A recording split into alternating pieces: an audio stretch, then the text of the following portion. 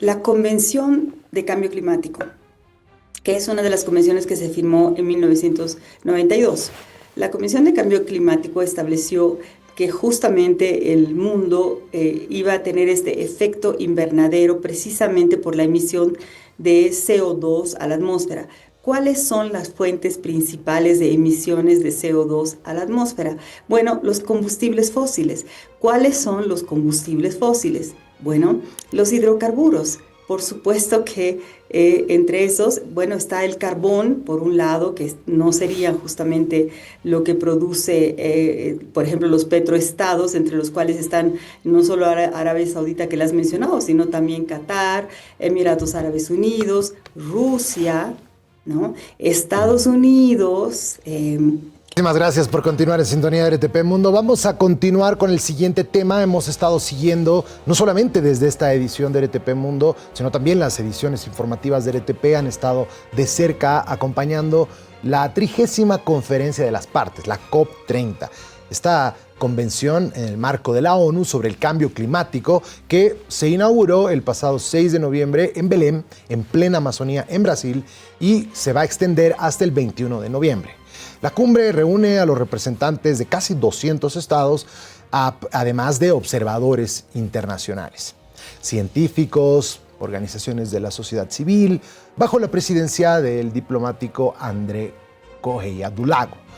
Los debates se están centrando en los temas cruciales para la acción climática: limitar el calentamiento global a 1.5 grados centígrados, actualizar los planes nacionales de acción y cumplir con los compromisos de financiamiento climático que se asumieron en la cumbre anterior, en la COP29.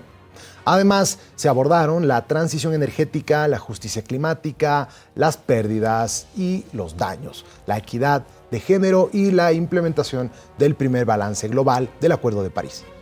La cumbre no ha estado exenta de incidentes. El pasado 20 de noviembre, un incendio en la zona sur de la sede obligó a evacuar el recinto y provocó inhalación de humo por parte de varias personas. Miren ustedes qué interesante, ¿no? En plena cumbre que empieza a incendiarse, parece como una señal divina. Asimismo, las protestas indígenas alteraron el desarrollo de la reunión cuando los liderazgos originarios ingresaron de manera intempestiva al complejo para exigir la protección de sus territorios y de detener la deforestación, enfrentándose con personal de seguridad. Entre los principales reclamos están la exigencia por parte de los pueblos indígenas de tener una participación real en las decisiones climáticas, el control de sus territorios frente al extractivismo y garantías para proteger la Amazonía. Por su parte, la sociedad civil y varios países pidieron alimentar los fondos para adaptación, con el objetivo de apoyar a las comunidades más vulnerables y asegurar que los derechos humanos sean parte integral de los resultados de la COP. Más allá de los incidentes, la COP30 constituye un punto de inflexión en la lucha contra la crisis climática. Celebrada en el corazón de la Amazonía, la cumbre visibiliza los desafíos ambientales más urgentes y plantea si los compromisos asumidos por los líderes mundiales se traducirán en acciones concretas, garantizando la participación activa de las comunidades más afectadas. En todo esto también cabe destacar que se está teniendo una importante negociación sobre el acuerdo final, sobre el documento final, sobre aquel documento que va a tener la rúbrica, la firma de los presidentes y de todos los asistentes, de los representantes de las naciones y los representantes que tienen que estar para la firma. Este siempre ha sido un proceso tedioso, ha sido un proceso que siempre ha estado con mucha oposición, principalmente por los petroestados, tal es el caso de Arabia Saudí, que siempre ha tratado de interponer todo el lobby que ha podido para evitar mencionar siquiera combustibles fósiles. Ustedes saben, por supuesto, que Arabia Saudí vive de los combustibles fósiles y no quiere saber que haya un documento que los obligue a dejar de utilizarlos. Podríamos comprenderlo, pero la necesidad y la urgencia cada vez es mayor y por eso es que se hace en Belém, para que vean esa urgencia, para que vean cómo la Amazonía se ha ido perdiendo de a poco. Y las imágenes satelitales son muy claras al respecto. Estamos perdiendo Amazonía a un ritmo galopante, acelerado y muy preocupante. Para analizar esta situación estamos con la diputada de la Alianza Unidad, Cecilia Requena, una de las únicas voces en la Asamblea con conciencia climática. ¿Cómo estás, querida Cecilia? Bienvenida a RTP Mundo. Jorge Luis, gracias por la invitación para hablar de este importantísimo tema. Nuevamente, y no me voy a cansar, gracias a RTP por no cansarse de estar haciendo seguimiento a estos temas vitales y que brillan por su ausencia en otros canales, lo voy a decir de manera muy clara. No hay que dar por sentado. No sé si otras personas ven otros canales, pero pues no es así, no es que se cubran estos temas que son existenciales para este siglo. Así que bueno, gracias y un gusto estar aquí contigo en esta COP que, bueno, es existencial para Bolivia particularmente, junto a todos los otros países amazónicos. No sé si quieres que continúe, pero bueno, más bien te doy la palabra para ver si quieres enfocarlo desde desde alguna perspectiva específica. Quisiera un poco que tú puedas evaluar lo que has visto dentro de estos días de la cumbre, desde obviamente lo que estoy hablando de la negociación del documento final que está siendo descafeinado, aguado, así mismo lo traduce el periódico El País, por la cantidad de cambios que se le tienen que hacer, por quitar el tema de mencionar siquiera los combustibles fósiles, por la campaña agresiva que se realiza desde el lobby petrolero, por la incidencia de Estados Unidos de presionar a países con aranceles para evitar que se hagan acuerdos. Toda tu evaluación de lo que has visto de esta COP que finaliza el 21 de noviembre. Bueno, empecemos por ahí. Empecemos por ahí. A ver, es importante reflexionar sobre esto. Un paso atrás. La Convención de Cambio Climático, que es una de las convenciones que se firmó en 1992. La Convención de Cambio Climático estableció que justamente el mundo iba a tener este efecto invernadero precisamente por la emisión de CO2 a la atmósfera. ¿Cuáles son las fuentes principales de emisiones de CO2 a la atmósfera? Bueno, los combustibles fósiles.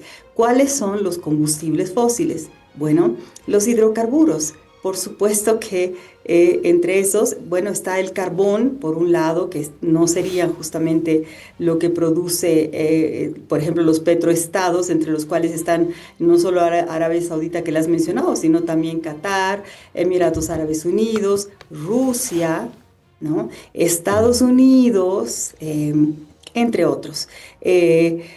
Sino también, bueno, está el metano, que es un gas que también es muy, muy dañino, y me voy a detener un segundo en eso más tarde.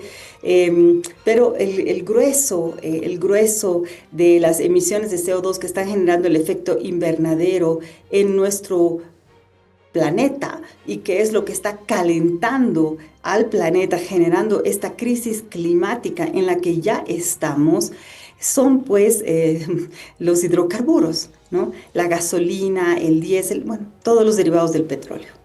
Entonces, es realmente notable, de hecho es asombroso, lo diré así, que hayamos llegado hasta Dubái sin mencionar la causa del cambio climático. Es notable, o sea, se hablaba de CO2, es como que eludíamos hablar de la causa con nombre y apellido, ¿no? Combustibles fósiles. Eso es lo que genera el cambio climático. Y fue en esa cumbre donde por primera vez se logró decir que había que salir progresivamente de los combustibles fósiles. Eso es lo que se dijo.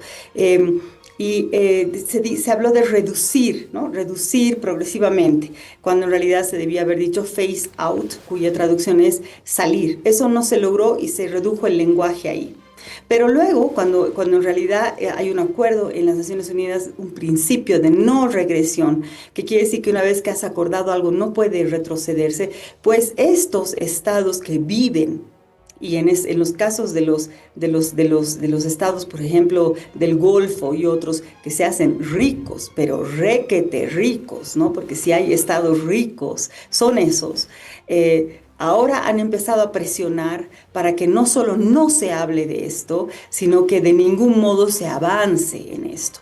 Y ahora, como tú bien acabas de decir, estamos ante una situación en que se quiere omitir cualquier referencia a los combustibles fósiles. Las referencias debieran haber sido, como acabo de decir, por el principio de no regresión, avanzar sobre eso y mencionar, por ejemplo, que el mundo se comprometía a salir de los combustibles fósiles, a salir de la matriz energética basada en combustibles fósiles. A quien me esté escuchando y que le parezca que esto es una locura, no, no es una locura, señoras y señores. Hoy día, por ejemplo, la China está probando y otros lugares en el mundo que ya están con matrices energéticas prácticamente basadas en un 100% en combustibles fósiles. Costa Rica, ¿no? Uruguay, Costa Rica, California, que es la octava economía del mundo si usted la comparara como país, ¿no? Yo sé que California no es un país, no piensen que estoy enloqueciendo, pero si usted la midiera como país es la octava. Y ahí andan, no, California no es 100%, no, tampoco me estoy equivocando, pero realmente han avanzado enormemente y ahí van, sí. Entonces tenemos, sí, Uruguay, Costa Rica, ahí sí estamos casi al 100%. Bueno, en fin, entonces hay cantidad de experiencias que muestran que sin querer decir que no está, que esto esté exento de dificultades, obviamente hay dificultades, son dificultades tecnológicas que sin embargo se pueden resolver, por ejemplo, la intermitencia. Tienes que, no siempre brilla el sol, no siempre sopla el viento, pero para eso puedes tener un mix, a veces cuando normalmente sopla el viento más en la noche, entonces, ¿no? Combinar, y esto implica tener una red compleja que pueda decir, bueno, a tales horas viene, ¿no?, energía solar, a tales horas energía eólica, y cuando no haya esto, activamos las baterías. Las baterías son caras, sí, pero no son más caras que poner en juego y en riesgo nuestro planeta. Y cada vez abaratan estos costos. Puedo entrar en mucho detalle con respecto a la tecnología de la transición energética, y siempre habrá gente que diga, no se puede, no se puede, miren lo que pasó en España, ¿no? Y hay toda una discusión al respecto, pero lo que sí ocurre normalmente es que siempre la tecnología va avanzando y va encontrando respuestas, y sobre todo cuando la alternativa, Jorge Luis, es el desastre, porque ese es el punto. La alternativa de seguir con combustibles fósiles es el desastre, porque lo que sí no se puede hacer es seguirle metiendo más CO2 a la atmósfera, porque eso sí que no se puede, eso sí que es imposible, eso no es políticamente negociable. Entonces es muy grave, y con esto redondeo la idea, si me permites unos segundos más, que en este momento la COP30 esté fracasando, y yo no soy, y tú me conoces, una persona que suele utilizar estas palabras fuertes, suelo tratar de poner tanto como sea posible el énfasis en lo positivo y en lo constructivo, pero esta cumbre podría tener, al menos en ese tema, un gran fracaso, porque resulta que los estados petroleros, y muchas veces nos han contado, el periódico The Guardian nos ha contado como un petroestado, porque Bolivia ha defendido el derecho de seguir utilizando hidrocarburos, pues nos han contado entre esos que están queriendo que se saque este lenguaje, y sería realmente una derrota enorme, porque entonces ya no se entiende cómo entonces vamos a evitar que la temperatura promedio global suba más allá de 1,5 grados. A la gente le puede parecer esto muy abstracto.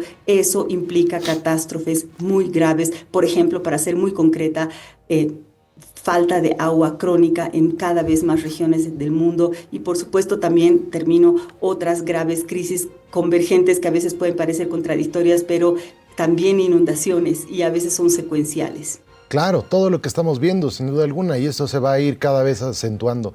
Ahora, la cumbre pasada, la COP29, todavía tenías a Estados Unidos tratando de liderar justamente el avance hacia energías renovables. Durante la gestión de Biden se trató de gestionar algunos incentivos tributarios a las empresas. La agencia de regulación estaba operando. Hoy toda esa infraestructura que se montó desde los años 70 con Nixon, un republicano, está siendo desmantelada, y Estados Unidos se está colocando en el lado opuesto de la moneda, y cualquier país que ose colocar esta situación de reducir o de salir de los combustibles fósiles se está enfrentando a amenazas.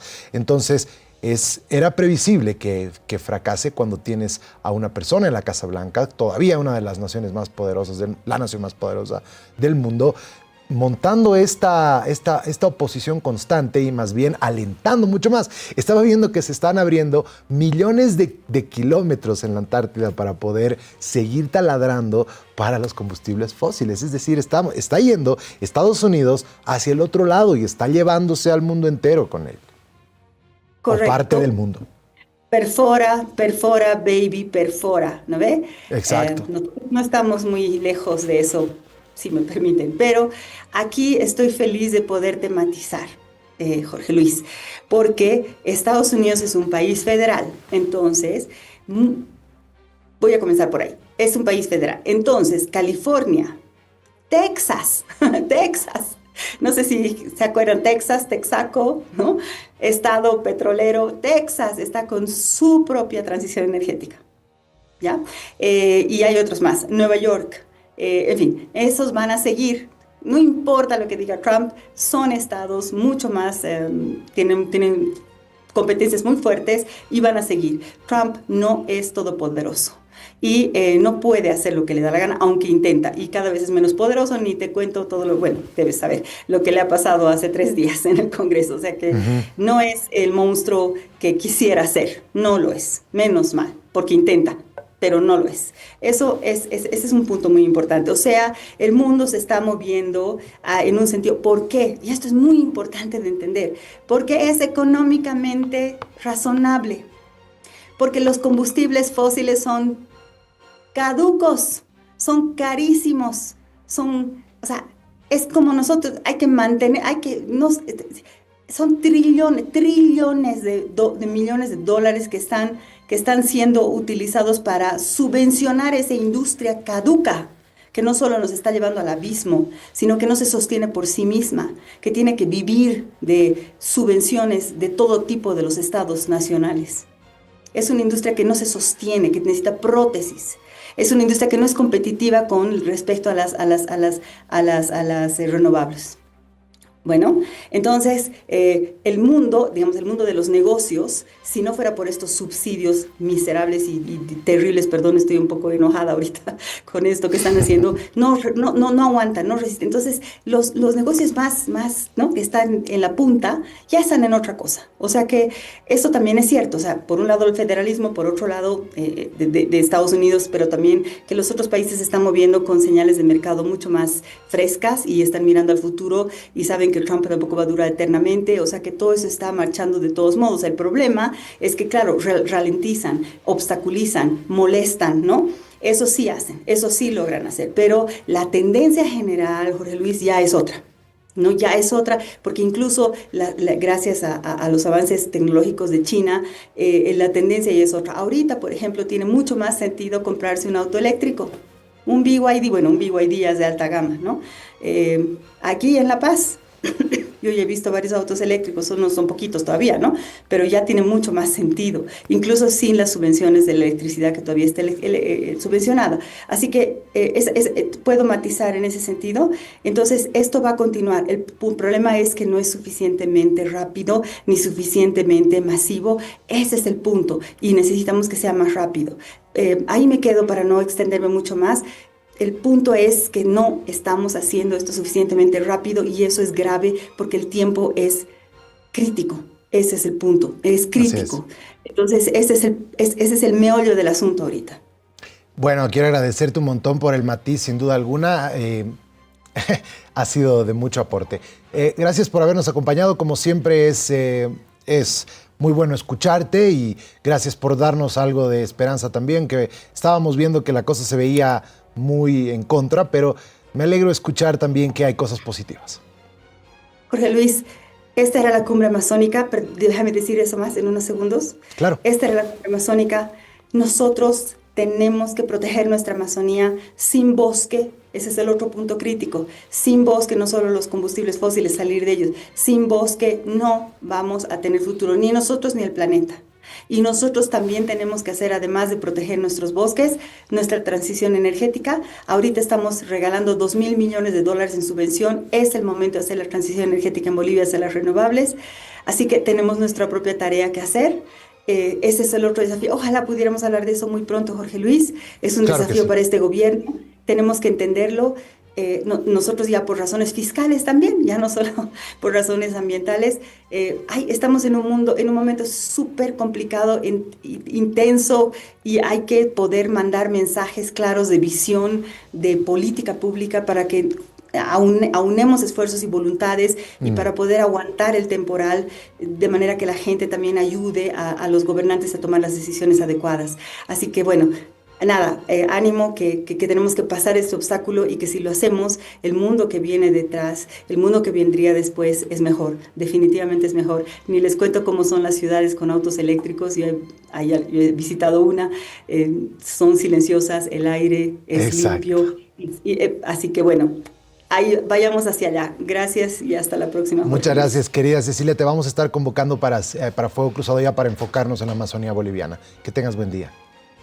Adiós. Chao, chao. Bien, es verdad lo que dice, esto de las ciudades con autos eléctricos. Yo vengo de China y es hermoso cómo no suenan los autos. Es hermoso como que lo único a veces que suena es una bocina.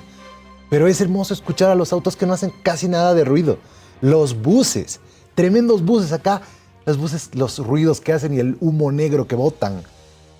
Ir a China, ver esos buses enormes, eléctricos, que casi no hacen ningún ruido, que está lleno de árboles para mitigar lo poco que se puede llegar a encontrar de contaminación. Ese es el futuro y China lo tiene clarísimo. Vengo de ahí, lo estoy viendo, China lo entiende, sabe que tiene que pasar, tiene que dejar los combustibles fósiles. Mientras Estados Unidos, o bueno, Trump, digamos, porque ya vemos que Trump no es todo Estados Unidos. Trump está volviendo a querer perforar como si se tratase de los 50, 60, 70. China está apostando para el futuro. Está invirtiendo en energías limpias, está invirtiendo en autos eléctricos y está yendo hacia el lado correcto. Bien, cerramos acá este segmento y nos vamos con el protagonista de la semana.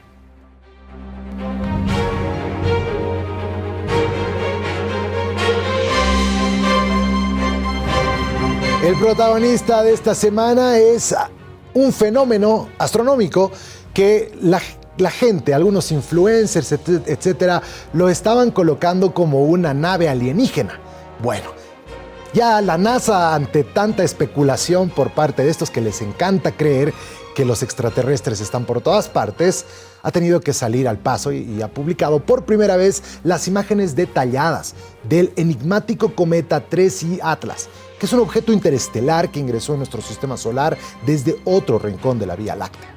Luego de varias semanas de dar señales, sin dar señales, la agencia ha tenido que difundir fotos captadas por 8 misiones, incluyendo las sondas en Marte, el orbitador Mars Reconnaissance y el rover Perseverance, juntos con los datos del telescopio Hubble. Según los expertos, se ve y se comporta como un cometa, descartando por ahora las teorías que sugerían un origen alienígena. Más allá de las imágenes, los datos científicos revelan detalles sorprendentes de su composición, medidas del núcleo, que estiman un diámetro de entre 320 metros y 5.6 kilómetros, y su velocidad que supera los 246.000 kilómetros por hora. Además, el famoso telescopio James Webb ha logrado detectar una mezcla química inusual en su cola. Altos niveles de dióxido de carbono junto con agua, monóxido de carbono y polvo helado. Este cuerpo interestelar, además de ofrecernos una ventana a mundos más allá del Sol, podría contener pistas sobre la formación de sistemas planetarios muy antiguos. Bien, ese es el protagonista de la semana y vamos a nuestro siguiente segmento, Mundo Viral.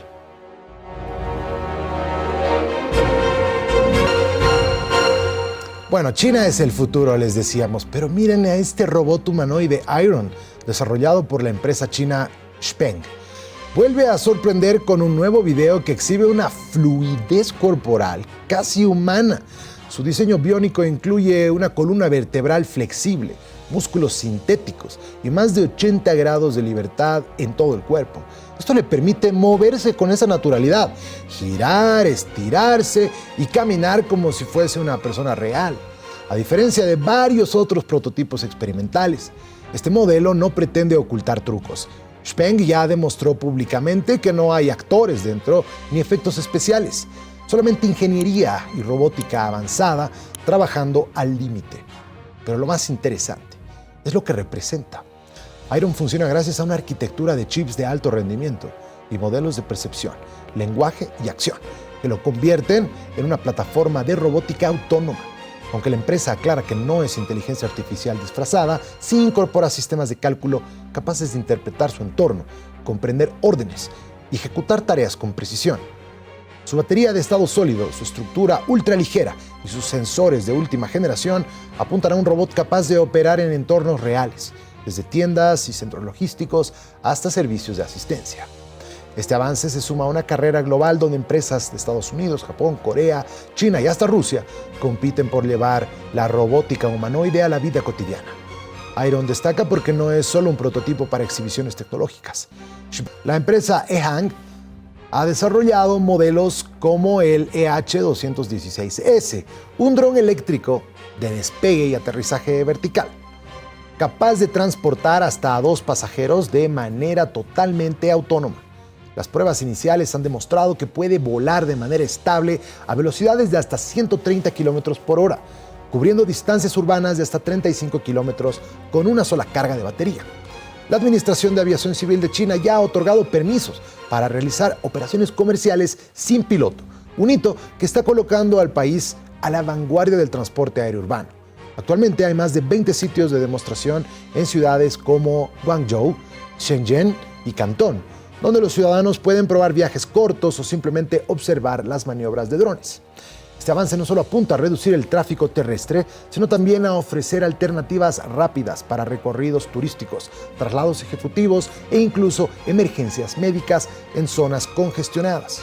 Los expertos aseguran que los taxidrones podrían transformar completamente la movilidad urbana en la próxima década. Por cierto, ya se están comenzando a colocar incluso algunos costos. Se va a tener alrededor un viaje corto, más o menos va a tener el valor de unos 100 yuanes, que son unos $14. Algo que no está tan loco, o sea, tan alejado de la realidad, ni del bolsillo. Si tienes una emergencia, pagar $14, ¿te parecería a ti algo caro?